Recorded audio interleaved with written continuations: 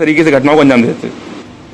अपर police महानिदेशक Kanpur zone police उप महानिरीक्षक झांसी रेंज द्वारा साइबर अपराधों के संबंध में जनता को जागरूक करने और इन अपराधियों पर नियंत्रण करने के निर्देश दिए गए थे।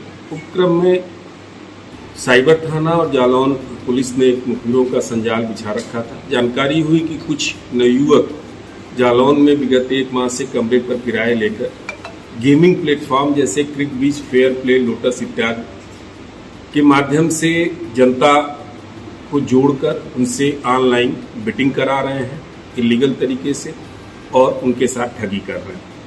इनको रात में गिरफ्तार किया गया तो इनके कब्जे से 133 अदद ATM, 104 passbook, 32 mobile phone, 80 SIM card, 14 UPI के क्यूआर कोड, 2 लैपटॉप और 74,500 रुपये नगद के अलावा अन्य सामग्री भी बरामद हुई है।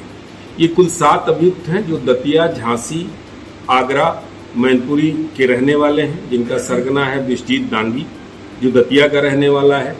ये लोग गेमिंग प्लेटफॉर्म से संपर्क कर लेते थे, फिर अपना व्हाट्सएप ग्रुप बनाते थे। उस जो सरगना इनका गेमिंग प्लेटफॉर्म का बंदा होता था वो क्यूआर कोड के माध्यम से जुड़ता था और आपस में बात करने के लिए सिग्नल ऐप का प्रयोग करते थे। जो भी आदमी इनके एडवर्टीजमेंट पर क्लिक करता था उनकी सूचना इनके पास आती थी। यहाँ से ये लिंक भेजते थे, वो व्यक्ति जो पीड़ित है वो इनसे जुड़ जाता था उस लिंक के माध्यम से।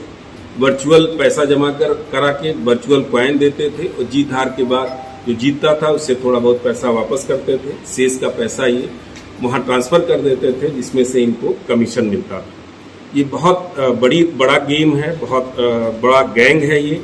इसको हम लोगों ने वर्कआउट किया है, इसमें और आगे अभी विवेचना कर रहे हैं।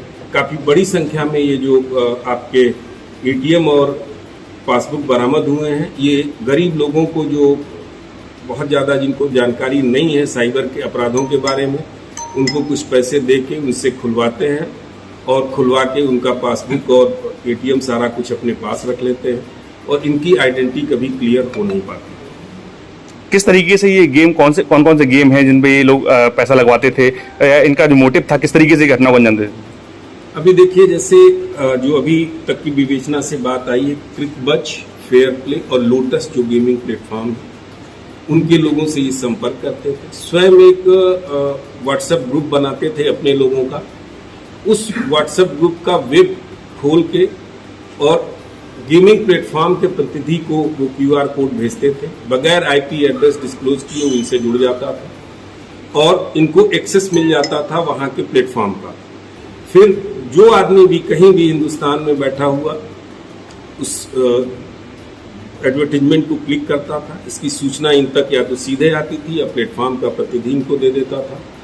ये उस आदमी को एक लिंक भेजते थे और उसको एक्सेप्ट करने के लिए कहते थे। जैसे ही लिंक ओपन करता था उनके साथ जुड़ जाता था।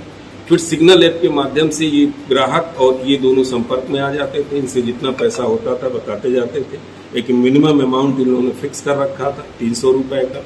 उसमें उनको कॉइन, वर्चुअल कॉइन देते थे।